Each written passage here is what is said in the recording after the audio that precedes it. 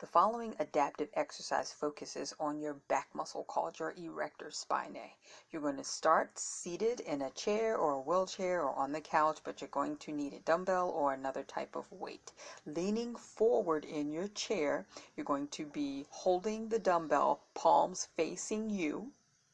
One leg is going to be bent so that you're only using the other leg. So foot flat on the floor, you're going to press into the floor with the foot that's on the floor.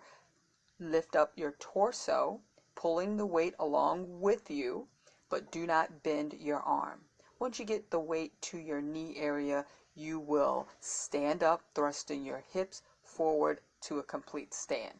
You'll sit back down by lowering your butt back down into the seat and leaning your torso over to get the weight back down towards your ankle. To modify, do not stand up.